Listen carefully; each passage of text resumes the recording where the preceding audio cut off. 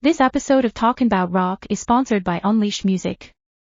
Drawing on years of experience, contacts, and partnerships, Unleashed Music is uniquely positioned to platform, develop, and realize the vision of artists of all genres.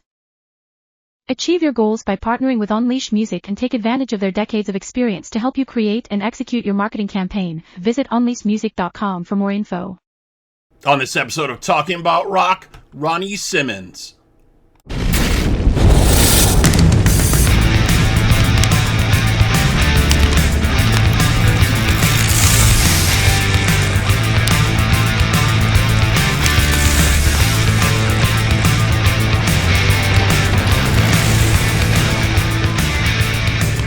Talking About Rock, sponsored by School of Rock, North Buffalo, where they're making musicians every day.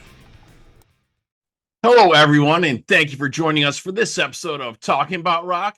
I'm Rob Edwards. Here we bring you rock interviews from veteran and upcoming artists. Subscribe on our YouTube channel to stay up to date. Follow us on our social media and our website, talkingaboutrock.com. Today's guest is a former member of Faster Pussycat, and has played with Richie Ramone and Rose Tattoo. His new band, the Redback Spiders, have just released their new single, Alone With You, from their upcoming EP, Blight Part 1. Let's welcome Ronnie Simmons to the show. Hello, Ronnie. How are you, man? Hey, man. Good morning for me here in Australia. Thanks for having me. Oh, definitely, man. So how's your hand doing, man? I have to ask. I saw the posts and stuff. How's that going? Yeah. I've bounced back. I had the surgery. It was a success. Without going into too much detail, basically, I had a broken knuckle and a dislocated finger, and was faced with the sort of Damocles hanging over my head, with the doctor saying, "If we don't do this, you'll never play guitar ever again." Oh my gosh, yeah. You had some issues a while back too, didn't you? I think with some surgery on your hand a while back. I was in a motorcycle accident when I lived in LA back in 2016 and broke the same hand. I got hit by a car on my bike, and then just went on tour right afterwards anyway. And just jumped right in. Oh my yeah, gosh. so I've always had this kind of attitude of I'll be right, and this time I kind of wasn't, but it's all good. I'm on the mend, and I'll have a guitar back in my hands within 5-6 weeks. So onwards and upwards. It's just an unfortunate speed bump, but I'm all good. Excellent. Well, we're so happy to have you with us today and talk about, the new EP you got coming out. And I guess you were working on this year. You produced this yourself. Also, you wrote and produced and worked with Clay Davies on this also, right? Yeah. Clay Davies and I, we used to be in a band back in 2015 called Future Villains. And we did the Steel Panther All You Can Eat US and Canadian tour. And we've been like brothers ever since. And it came time to do this record. All these songs had built up over the years, and I went, man, I got enough to make an album. And he's a great engineer, and he's got a studio one more time in Van Nuys. So I found a pocket in between touring with Richie Ramone and Faster Pussycat. Richie Ramone came in and put down some drums. His other drummer, Chris Moy, put down the rest. I put down all the guitars, vocals, saxophone. Johnny Martin from LA Guns played bass. And then I hit the road with Rose Tattoo, came to Australia, and been spending the last year getting it ready. So this has been, a long time coming. Right. You're a busy guy, definitely. Yeah. So let's talk a little bit about the track Alone With You. I was checking out, really kind of struck me as almost a Ramone-esque kind of vibe to it, right? Really, really cool. Yeah, people always ask me what my influences are, and the joke I make is I'm caught somewhere between an Australian pub and CBGBs. So I feel like if you take Rose Tattoo, AC/DC, and slap it together with the Ramones and the Dead Boys or something, it's kind of it wasn't a conscious thought. I just wrote the song and just kind of just did it. But I'm really glad you picked up on that influence, because the Ramones are also working with Richie for the past far out 8 years now. So, he's like a brother to me. Yeah, excellent. Yeah, you can definitely hear that. And I want to take a quick break here. I'm going to play the track and the video for Alone With You, and we'll be right back here with Ronnie Simmons on Talking About Rock.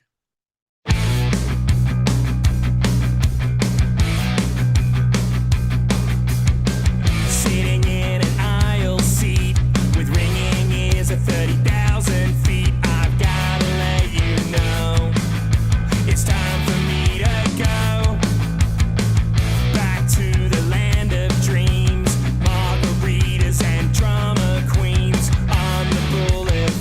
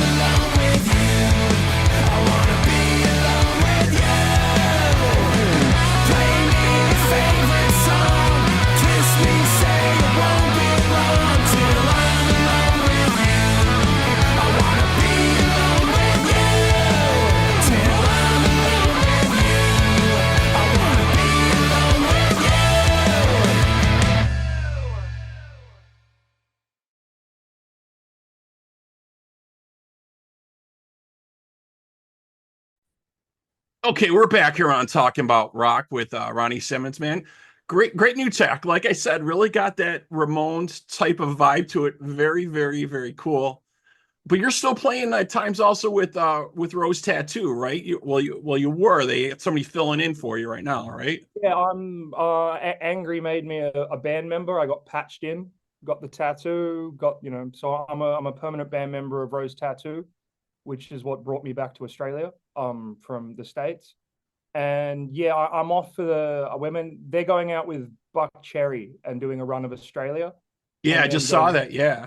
and New Zealand. Unfortunately, I'm going to have to sit this one out, and I'll be back with them next year when my hand's better. But Dan Cox, who's he's the guitarist in the Paw, he's filling in for me, and he's a good mate as well as a great guitarist. So I thank him for that, and I'm very disappointed I won't be there. But what will be for now. I'm all good. Right, right. So, can you tell us a little bit about your time with Richie Ramone and that? Obviously, like you were saying, big influence for you for the Ramones, and they definitely set a standard and a style back in the day for sure when they came out, right? Oh, I definitely like they were one of my biggest influence. I got the logo tattooed the size of my back. The Ramones are a huge influence on me, and me and Richie met. He was actually probably one of the first people I ever met when I first went to Hollywood in 2013, and we met at Cantor's Deli with Rodney Bingenheimer and had dinner.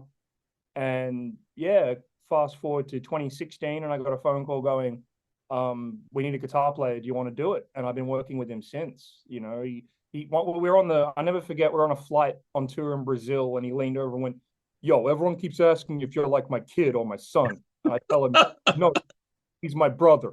And that meant the fucking world to me. But, That's excellent. Yeah, that had to be such great time. Yeah, very, very, very cool. It's definitely it already influenced me starting out, but then getting the crash course and the first-hand experience on how to play the songs and do it. And he's still to this day a very, very good friend of mine. And I was really stoked when I brought him the idea. We went to a gig one night in Hollywood. We'd been on the road. Like I said, 2022, I was juggling Faster Pussycat, Richie Ramone all year, literally just going tour to Right. tour. And one night in LA, he goes, "Man, come to this bar. There's a band playing. Come check them out." And I told him about the songs I had, and he's like, "I'll play on it." I went, "Awesome." And so that's kind of, once I realized there were all these people around me that I was friends with that they just stepped up. I'm like, "Man, we're here to help." That's kind of how it began, and now here we are. So that's what I was going to say. So then the timing was just right for you to put together the Redback Spiders and start doing your own thing here. It sounds like. Yeah, that's exactly it. Like it's an interesting position to be in because, like I said, the end of 2022 started 2023. That's when I got the news like Faster Pussycat, we're going to tour Australia. And then at that exact moment, Angry Anderson calls me and goes, "Bob Spencer has left Rose Tattoo. Do you want the gig?" And I went, "Well, I'm actually going to be in Australia." I did one tour with them, and then I wasn't sure if I was going to stay in the States, if it was just for a tour. I had no idea. It was just, and, a few shows in, he went, "I want to keep you."